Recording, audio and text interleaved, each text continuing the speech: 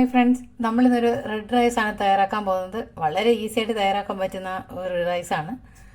കളർഫുള്ളാണ്. ഇതെങ്ങനെയാണ് തയ്യാറാക്കുന്നത് കണ്ടു നോക്കാം. അതിനായിട്ട് ഞാൻ 1 കപ്പ് ബാസുമതി റൈസാണ് എടുത്തിട്ടുള്ളത്.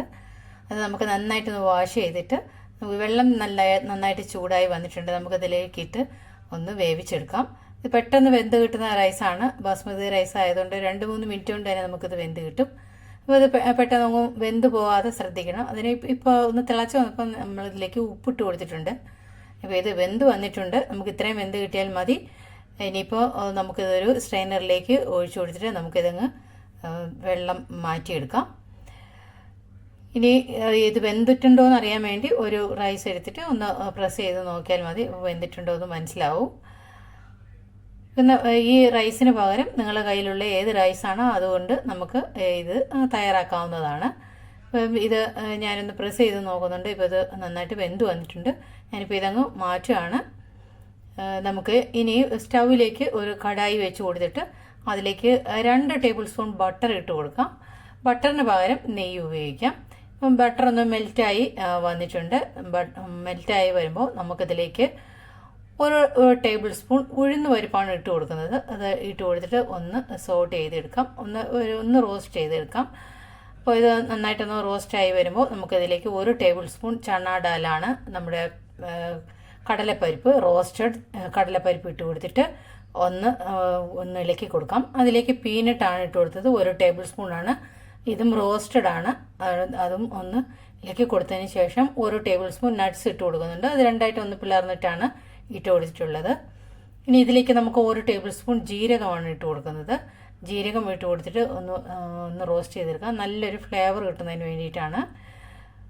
ഇനി നമുക്കിതിലേക്ക് ഗ്രീൻ ചില്ലിയാണ് ചേർത്ത് കൊടുക്കാനുള്ളത്. 1 ടേബിൾ സ്പൂണോളം ഗ്രീൻ ചില്ലി ഉണ്ട്. 2-3 ഗ്രീൻ ചില്ലി ഒന്ന് പൊടിയായിട്ട് അരിഞ്ഞിട്ടാണ് ഇട്ട് കൊടുത്തിട്ടുള്ളത്. ഇനി ഇതിലേക്ക് ഒരു 2 പിഞ്ച് കായം ഇട്ട് കൊടുക്കാം. നല്ലൊരു മണവും ഫ്ലേവറൊക്കെ കിട്ടും. അതിനുവേണ്ടി 2 പിഞ്ച് കായം ചേർത്ത് കൊടുത്തിട്ടുണ്ട്. ഇനി നമ്മുടെ മെയിൻ ഇൻഗ്രീഡിയൻസ് ആയ ബീറ്റ്റൂട്ടാണ്. 2 ബീറ്റ്റൂട്ട് ഒന്ന് ഗ്രേറ്റ് ചെയ്തിട്ട് നമ്മളിതിലേക്ക് ഇട്ട് കൊടുത്തിട്ട് നന്നായിട്ടൊന്ന് ഇളക്കി കൊടുക്കാം. ഇന്ന് നല്ലൊരു സോഫ്റ്റായി കിട്ടുന്നതിന് വേണ്ടിയിട്ട് നമുക്കിതിലേക്ക് ഒരു ശകലം ഉപ്പ് ചേർത്ത് കൊടുക്കാം. നമ്മൾ നേരെ ചോറ് വേവിച്ചപ്പോൾ അതിലേക്ക് ഉപ്പ് ഇട്ട് കൊടുത്തിരുന്നു. അത് നോക്കിയിട്ട് വേണം ഇതിലേക്ക് ഉപ്പിട്ട് കൊടുക്കാൻ. കുറച്ച് ഉപ്പ് മാത്രം ഇട്ട് കൊടുത്താൽ മതി. എന്നിട്ട് നന്നായിട്ടൊന്ന് ഇളക്കി കൊടുക്കാം. ഇതിലേക്ക് 2 തണ്ട് കറി ലീവ്സ് കൂടി ഇട്ട് കൊടുക്കാം. ഇപ്പോൾ നല്ലൊരു മണമൊക്കെ വരുന്നുണ്ട്. ഇനി ഒന്നുകൂടി ഒന്ന് ഇളക്കി കൊടുത്തിട്ട് നമുക്കിനി ഇതിലേക്ക് നമ്മൾ നേരത്തെ വേവിച്ച് വെച്ച റൈസ് ചേർത്ത് കൊടുക്കാം. പെട്ടെന്ന് തയ്യാറാക്കാൻ പറ്റുന്ന ഒരു ഡിഷാണ്. ഈസി ആയിട്ട് കുട്ടികൾക്കൊക്കെ വളരെ ഇഷ്ടപ്പെടും.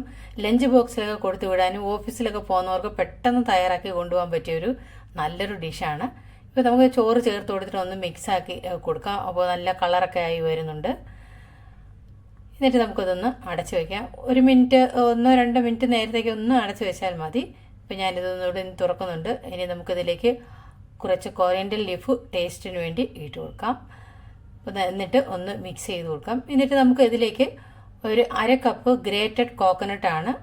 ഇത് നമുക്കതിലേക്ക് ചേർത്ത് കൊടുത്തിട്ട് അത് നന്നായിട്ടൊന്ന് ഇളക്കി കൊടുക്കാം. ഒരു എക്സ്ട്രാ ഫ്ലേവറിന് വേണ്ടിയിട്ടും ടേസ്റ്റ് കിട്ടുന്നതിന് വേണ്ടിയിട്ടും നമുക്ക് കോക്കനട്ട് കൂടി ചേർത്ത് കൊടുത്ത് 1 മിനിറ്റ് ഒന്ന് അടച്ചു വെച്ചിട്ട് നമുക്കിനി ഇത് തുറന്നിട്ട് ഗാർണിഷ് ചെയ്യുന്നതിന് വേണ്ടി കുറച്ച് കൊറിയൻഡർ ലീഫ് കൂടി ഇട്ട് കൊടുത്തിട്ടുണ്ട്. ഇത്രയേ ഉള്ളൂ. നമ്മുടെ കളർഫുൾ ആയിട്ടുള്ള റൈസ് ഇവിടെ റെഡി ആയിട്ടുണ്ട്. ഇനി സെർവിങ് ഡിഷിലേക്ക് നമുക്ക് മാറ്റി കൊടുക്കാം. തൈര്, പപ്പടം, അച്ചാറൊക്കെ ചേർത്ത് കഴിക്കാൻ അടിപൊളിയാണ്. ഇനി ലഞ്ച് ബോക്സ് തയ്യാറാക്കിക്കോളൂ. ഈസി ആയിട്ട് കുട്ടികളൊക്കെ കഴിക്കും. വളരെ ഇഷ്ടപ്പെടുകയും ചെയ്യും. അപ്പോൾ ഇത്രയേ ഉള്ളൂ. നമ്മുടെ ചാനൽ ഇതുവരെ സബ്സ്ക്രൈബ് ചെയ്യാതെ കാണുന്നവരാരെങ്കിലും ഉണ്ടെങ്കിൽ ഒന്ന് സബ്സ്ക്രൈബ് ചെയ്ത് സപ്പോർട്ട് ചെയ്യാനും കൂട്ടുകാർക്കും ഫ്രണ്ട്സിനും റിലേറ്റീവ്സിനും ഒക്കെ ഒന്ന് ഷെയർ ചെയ്ത് കൊടുക്കാനും നിങ്ങളുടെ അഭിപ്രായങ്ങൾ എന്നെ അറിയിക്കാനും ലൈക്ക് ചെയ്യാനും മറന്നു പോകരുത്. അടുത്തൊരു നല്ലൊരു ഡിഷായിട്ട് നമുക്ക് വീണ്ടും കാണാം. അതുവരെ എല്ലാവർക്കും താങ്ക്